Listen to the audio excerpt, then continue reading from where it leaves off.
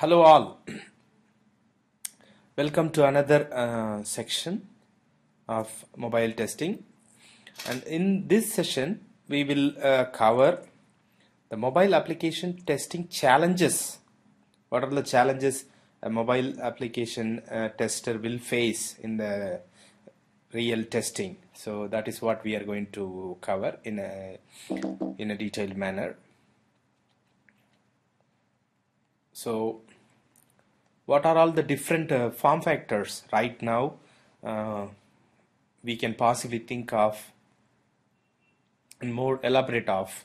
So this, we have different screen sizes, which is there may be different devices with the different screen sizes. You might have already experienced there were small Java devices to iPad, up to iPad and Android tablets and Windows Surface tablets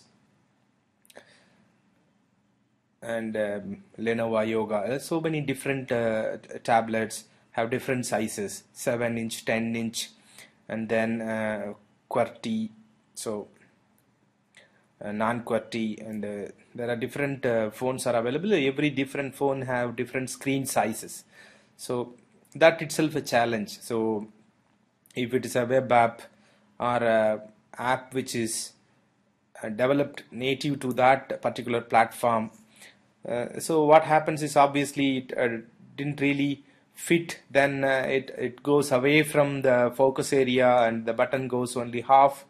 So there were so many other issues may come, and different networks.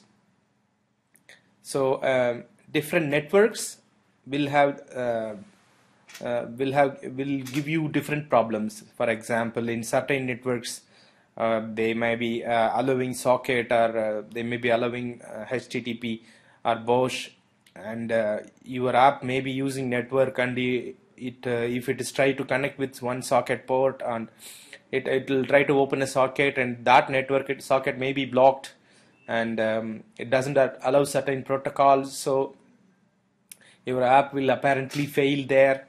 And so in different networks also a problem. Different network offer different bandwidth, and your mobile application may not be able to cater that bandwidth and send receive data. So again it's a problem. So different platforms, obviously we have right now Android, iOS, Windows Phone, Symbian, and BlackBerry, MIDP, and up to the new Tizen platform and Eclipse, the Edge platform, Ubuntu Edge platform, and Jola OS, and there are so many varieties are actually available, and it will be coming. And obviously Android is captured a huge market down there, but we are indeed going to develop applications, or native applications or hybrid applications for different platforms. And monitoring, and for example, you launched an app, and you need to continuously monitor your app, and what is the performance, and what is actually it's doing, and how many people are downloading, how many people are using, how many people are not able to download and use, and from your website and from the app stores, and in different OS they may not be able to download, and so the monitoring is another huge challenge. And memory footprint, now the moment we have sub $100 phones, the memory, they obviously give you less memory in that, and your application uses, for example, 50 MB. If the user doesn't have that much, and they will obviously not be able to install, or they will even there is a possibility of deleting your app when they are trying to install new app. So you have to take care of your memory footprint. And performance, since it is a tiny device, and it has if you have a lot of operations down there, your performance go bad, and the users will not get a good user experience. So in that case also your application again fail. And security, nowadays there is a lot of vulnerabilities for even for mobiles, and you try to write somewhere, and people will steal that data. Even Recently we got an exploit in Snapchat. Some people, some hackers posted all the numbers of Snapchat user with the user IDs online, and it was downloadable. So it was a huge setback for in the case of security of that. And then obviously since it is a new technology, and when there were new tools, the testers constantly need trainings and sessions to update themselves, and to make sure they are actually doing the right thing. And there may be new specs written every time, and there may be new APIs being used. Old APIs deprecated, and they may be using new APIs. And if that information is not reaching you, you will still again fail certain things which you should not really fail.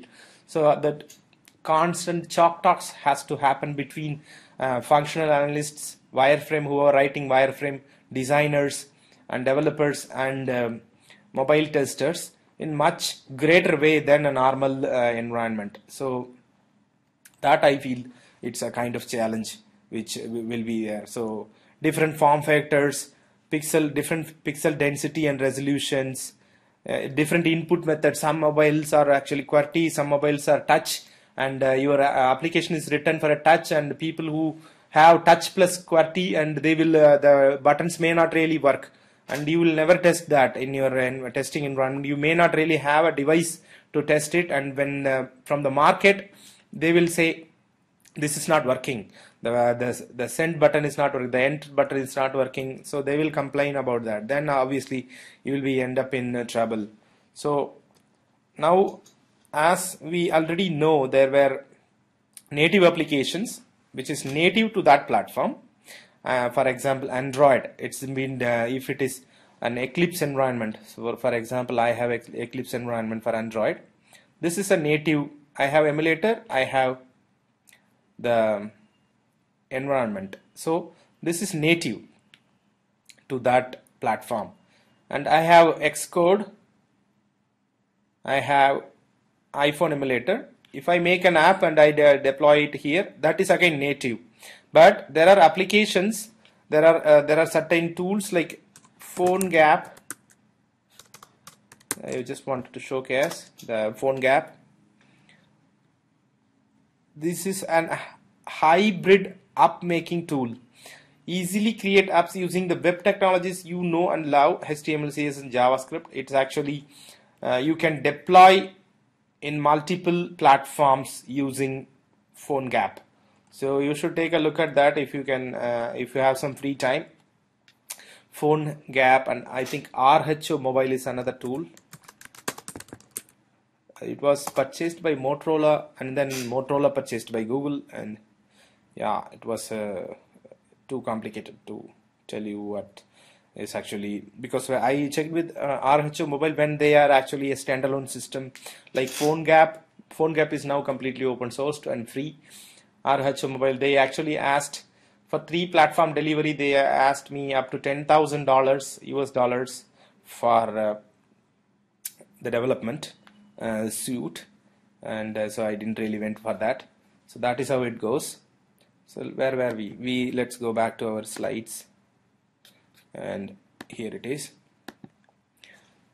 So I just wanted to tell you what is a native app and what is a hybrid app. Native apps are native to that platform, and hybrid apps are HTML based hybrid applications. So while the code remains same, a lot of factors will affect the application's performance and applications security, usability, etc. So if even Dropbox, for example, they were a native application earlier, and they went to they made a hybrid app, and then again they went back to native. So there are too much complications in that. For example, if you really wanted to switch also in the between. So there were managements who take a call on changing into hybrid, and then obviously the tester has to make sure that every other feature was working earlier has to be really working. So to attack that, you should supposed to have a good testing strategy, that you should really have a good test process in place. Like you should also have a risk-based test selection. For example, your app is available for all the Android users other than all the Android users, your app is available, and you have very limited amount of hardware. So the app is actually delivered for you to get it tested, and you supposed to get it tested in all the available phones which with you right now. For example, around 4 phones is with you. An Amazon Kindle, and a Samsung Galaxy S2, S3, S4, and an HTC One, and a Nexus 5. So you supposed to test your Android app in all the available phones. In that case, you supposed to select a risk-based testing approach. You can take one of the phones which is widely used, say Samsung S3, and if you test that there, and almost all the features are working, then it's most likely it will work in the other platforms as well. So that is how it goes. Using test clouds, as I told you before, we have a separate session for that, like using how to use Scirocco Cloud, or how to use Device Anywhere, or how to use Perfecto Mobile. So we can take a look at that. But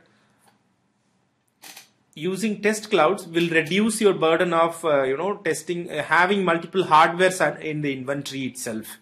So that is what it will address. So obviously there are almost 28,000 Android phones are available. If I take an Android as an example, and 28,000 OEMs, original equipment manufacturers, 28,000 OEMs, how would a tester will make sure that in all the 28,000 hardwares this particular app is working? So it is literally impossible for a tester to test in all the device hardwares. So but instead they can test it in different OS versions. There is even customized ROMs are available, which you cannot have a control on. It is inevitable that your app may not work in a customized ROM or customized Android software in simple terms. But you can make sure that all the major devices, or all the devices which is already popular in the market, your app is perfectly fine. That is how you should make sure that it is fine. So let's skip those other small topics that we will cover later on. And in your engineering and product management, they must be having a dashboard to monitor the crashes, and in iPhone, in Android, in Windows Phone. You should really make sure that you get a report, or you get access to it, so that you will be able to find out what are all the things being faced by the users, what all the things are actually crashing in users' devices. That you can take a look. And they also need to make sure that the engineering is doing unit testing, or you can insist as a tester, you're supposed to insist that as well. As if it is unit tested well, it will be most likely you can avoid a lot of defects. But if you have code access, you should really plan unit testing in Android. For example, you can plan JUnit, Robotium, etc. So let's go further. And I have no much slide, but I can tell you few more stuff about the testing, real testing challenges. In the case of iPhone, you have an app and you leak a defect. For example, there is an obvious mistake, you didn't really tested it very well, and you leaked that, and the app is submitted to the iPhone market. Say it's a critical time, it's supposed to go live on 1st, and you delivered the test report saying all were passed on 20th, and Apple App Store reviewers will take up to 5 to 10 days to review your app and get it approved.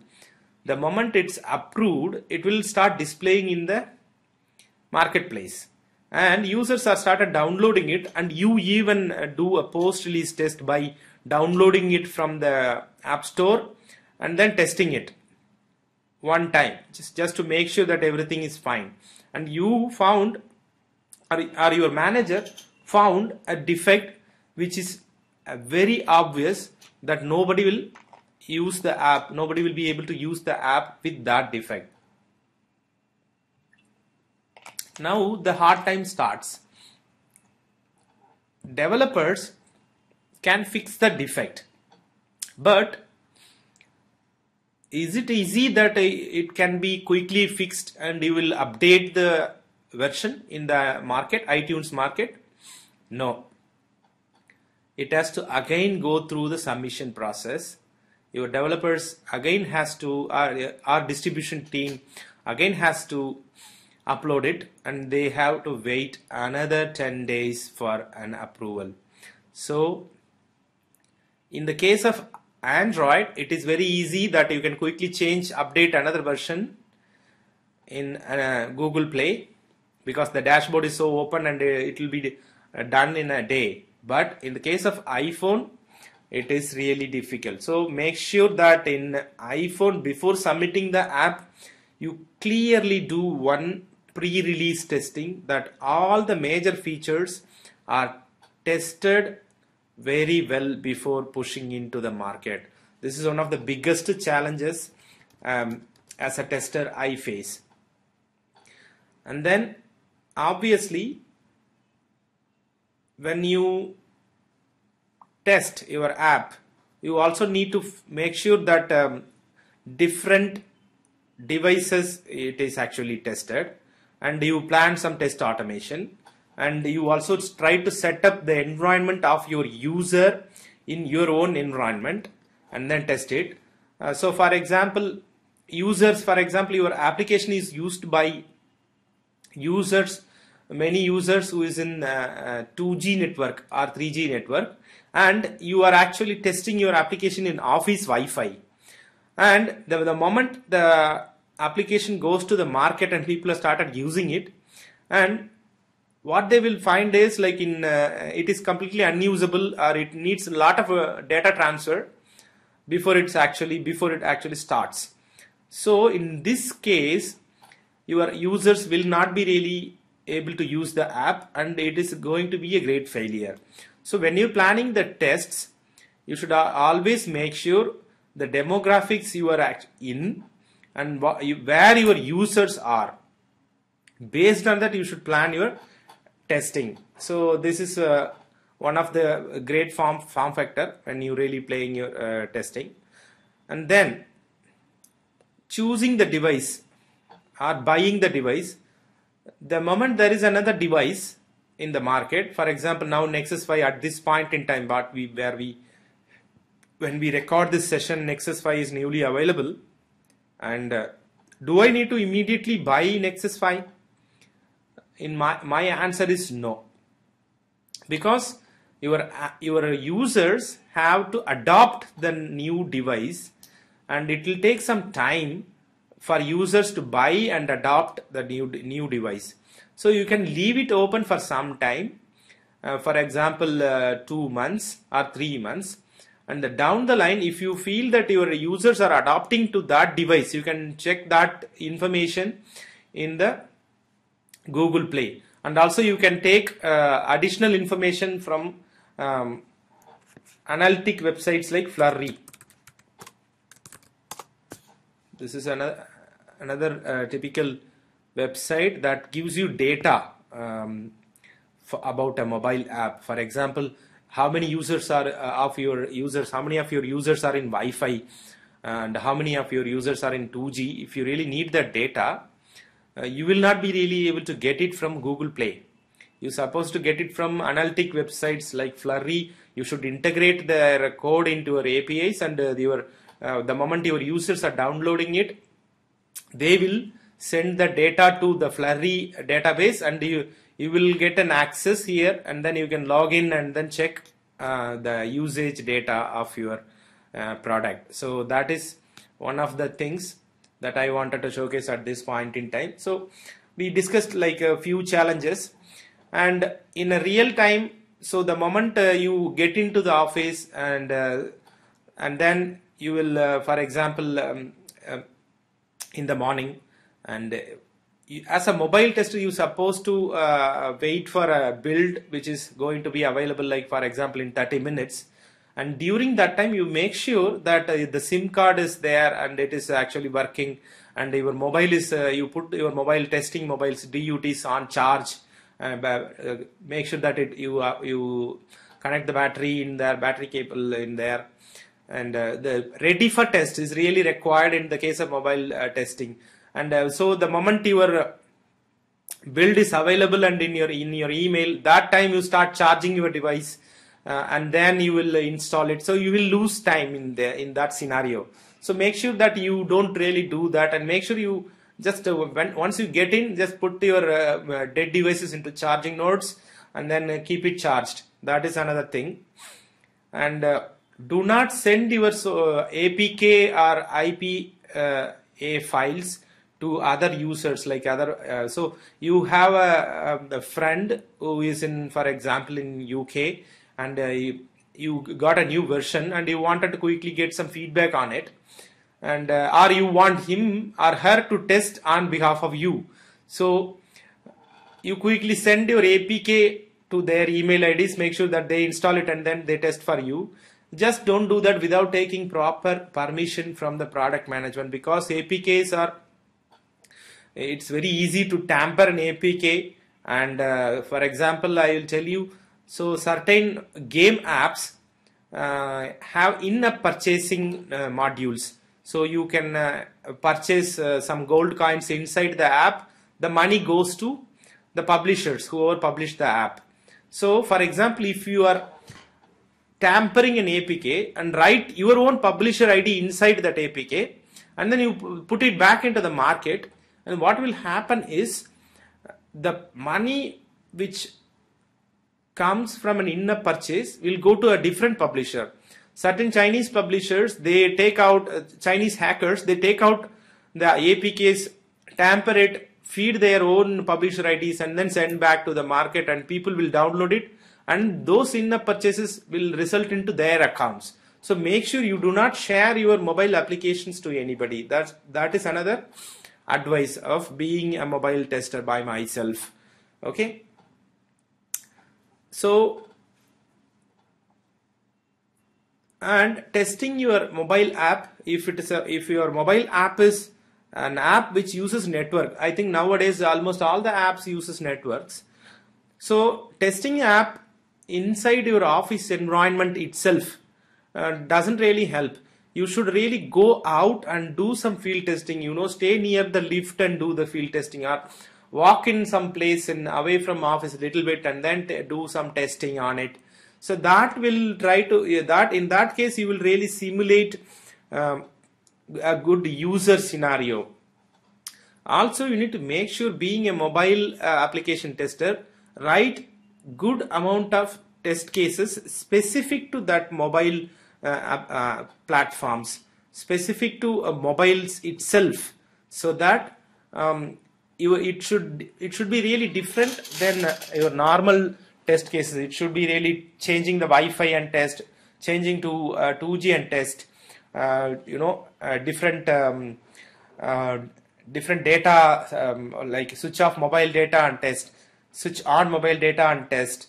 So different marketplace guidelines, check whether it is following different marketplace guidelines. In Windows Phone, they even have guidelines for how much, what is the size of your button it should look like, what is a placement of it, and then so many other information is already provided by Windows Phone team. So you should also make use of that. You can check with your product manager to find out what is the Windows Phone's guidelines to test an app. So that is how it goes. So I discussed some of the real-time challenges of mobile testing. And in mobile testing, the key is constantly updating yourself about different apps, different technologies which is related to the mobile apps. So if your app is a social media app, you should really follow even news sources like Mashable and news sources like TechCrunch. That will help you keep yourself updated about different technologies, especially for mobiles. And that's all it. And so I will see you in another session. And thank you so much.